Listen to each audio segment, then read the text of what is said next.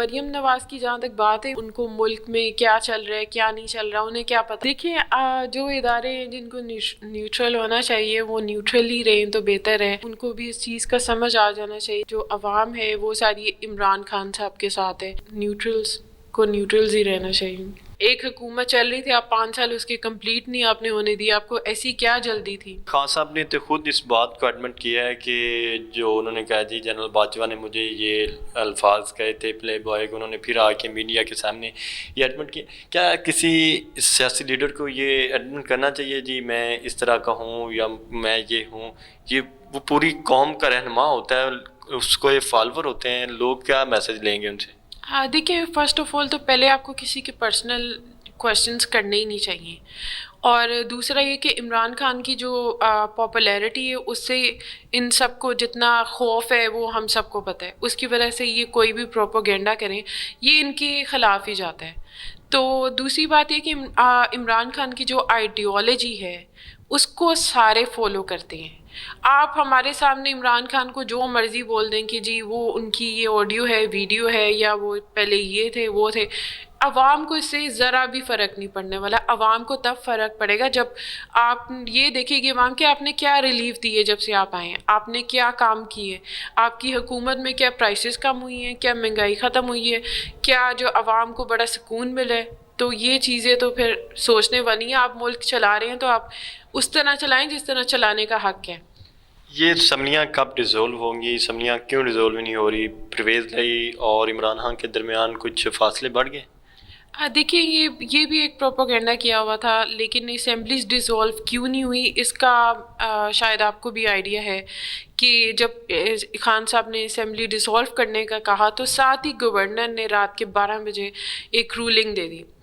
تو اس نے جو ہے وہ پرویز الہی کو ڈسمس کر دیا، جس کی وجہ سے اسمبلیز ڈیزولو نہیں ہو سکی اور میٹر کورٹ میں گیا جس کی 11 کو جو ہے وہ ہیئرنگ ہے.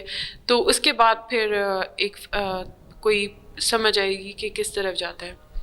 پرویز لائی اور عمران خان کے درمیان فاصلے بڑھ گئے؟ نہیں ایسا کچھ بھی نہیں ہے.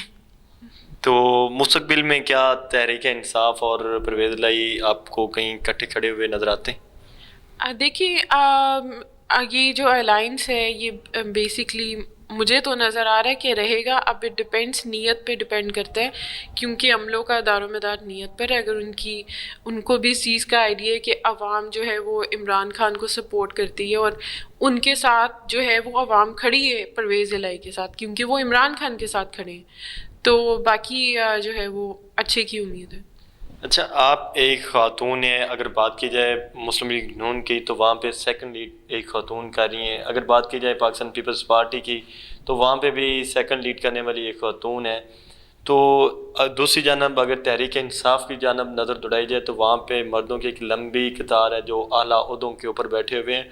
آپ کو جنرل سیکرٹری، سینئر نائب صدر، پریزیڈنٹ، چیئرمین، وائس چیئرمین، کہیں دور دور تک خواتین کے پاس کوئی بڑا عہدہ نظر نہیں آئے گا. ایون کہ پروونشل پریزیڈنٹ کی بات کی جائے تو وہاں پہ بھی آپ کو خواتین نظر نہیں آئیں گی. تو آپ ایک خاتون ہونے کے ناطے عمران خان کو سپورٹ کر رہی ہیں، خواتین کو کیوں نہیں سپورٹ کر رہی؟ دیکھیے یہ آپ شاید آپ کا تھوڑا سا میں ڈس ایگری کروں گی کہ پی ٹی آئی میں خواتین جو ہیں ان کو بہت رسپیکٹ دی جاتی ہے، اور آپ اگر دیکھیں تو یہ مطلب بہت اچھا پلیٹ فارم ملا ہے لیڈیز کو، فیمیلز کو. آپ دیکھیں جو ہماری لاہور کی پریزیڈنٹ ہے وہ ڈاکٹر یاسمین راشد ہیں، وہ بھی ایک لیڈی ہیں. اس کے علاوہ ہماری لاہور کی لیڈرشپ میں کافی جو ہیں وہ عورتیں ہیں جو کام کر رہی ہیں، اور ہم اسپیشلی ایک وومن ونگ ہے جس میں ساری عورتیں ہی ہیں. تو جتنی یہاں پہ پی ٹی آئی میں عورتوں کو ایک پلیٹ فارم دی ہے کہ آپ سارے مل کر خواتین ملیں اور جو ہے ملک کے لیے کام کریں، تو مجھے نہیں لگتا کہ باقی کسی اور پارٹی میں اتنی رسپیکٹ دی جاتی ہوگی خواتین کو. کیا وجہ ہے کہ خواتین میجورٹی میں خواتین مریم نواز کے ساتھ ڈس ایگری کرتی ہیں؟ اس کی وجوہات کیا ہیں؟ دیکھیں وہ سارے سب کو پتہ ہے کہ مریم نواز جو ہے وہ چور ہے.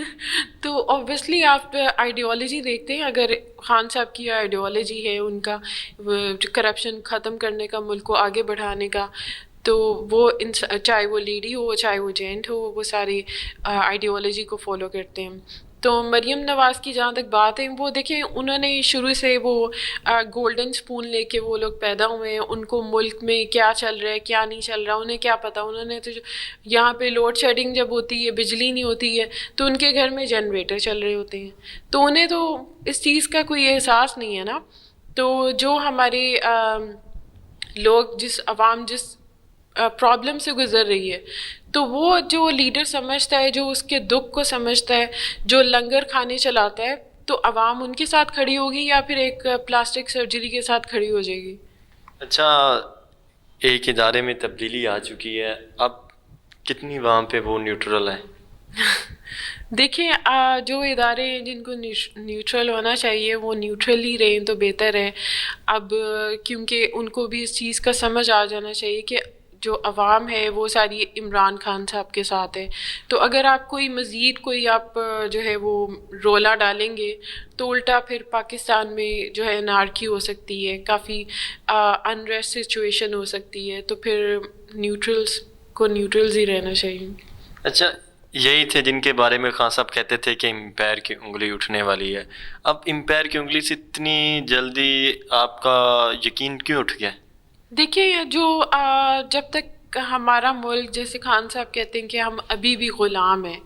غلام کیوں ہیں؟ کیونکہ جو بیرونی آقا ہیں ان کے اشاروں پہ ہم ناچتے ہیں.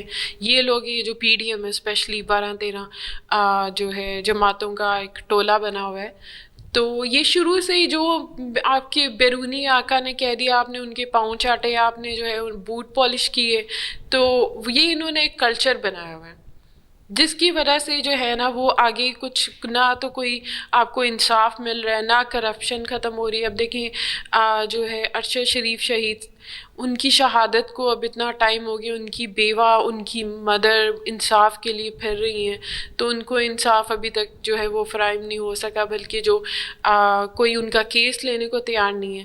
تو جب تک ایسی سچویشن رہے گی ملک میں تو پھر انصاف کیا ملے گا؟ کیونکہ آپ کو غلامی سے اگر آپ نے آزاد ہونا ہے تو آپ کو پھر اپنے بیرونی آقاؤں کو کہنا پڑے گا، جو کہ خان صاحب نے کہا تھا کہ ہمیں دوستی سب سے قبول ہے لیکن ہم غلامی کسی کی بھی نہیں کریں گے. کیونکہ ایک غلام بندہ تو غلام ہے، وہ تو پھر ساری عمر آپ یا تو اس غلامی سے نکلیں یا پھر آپ جو ہے وہ اس طرح کے فیصلے نہ کریں جو ملک کے خلاف ہیں. ہم کس کی غلامی کر رہے ہیں؟ ہم آزاد ملک ہیں، اپنے فیصلے خود کرتے ہیں. دیکھیں فیصلے ہمارے اگر خود ہوتے تو پھر یہ رجیم چینج نہ ہوتی. ایک اچھی سیٹ اپ تھا، ایک اچھی گورنمنٹ چل رہی تھی، اور ہمارا جو ہے گروتھ ریٹ بھی 6% پر آ گیا تھا، اب وہ 0.6 پر بھی نہیں ہے. تو آپ کس کی وجہ سے یہ رجیم چینج ہوئی راتوں رات؟ وہ کس لیے جو ہے وہ آئے یہ سارے یہ ٹولہ جو آئے ہیں اور مہنگائی کا نام لے کر آیا، تو مزید مہنگائی انہوں نے کر دی. تو دیکھیں یہ جو سارا سیٹ اپ تیار ہوا ہے تو یہ کس کے اشاروں پر ہوا ہے؟ تو اب یہ تو بات سمجھنے والی ہے. ایک حکومت چل رہی تھی، آپ 5 سال اس کے کمپلیٹ نہیں آپ نے ہونے دی، آپ کو ایسی کیا جلدی تھی؟ طارق بشیر چیمہ کہتا ہے کہ میری مرضی کہ میں جس کو مرضی ووٹ کروں.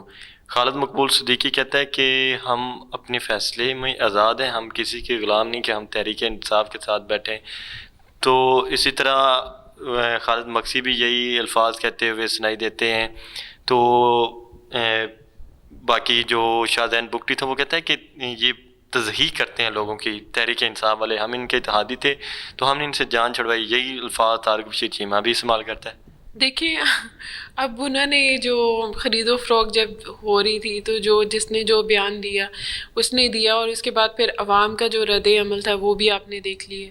تو عوام تو آج بھی ان کو جو ہے وہ جہاں سے گزرتے ہیں لوٹوں کے نعرے پڑتے ہیں. تو آپ کی جو ہے وہ آپ کو ہر فیصلہ سوچ سمجھ کے کرنا چاہیے.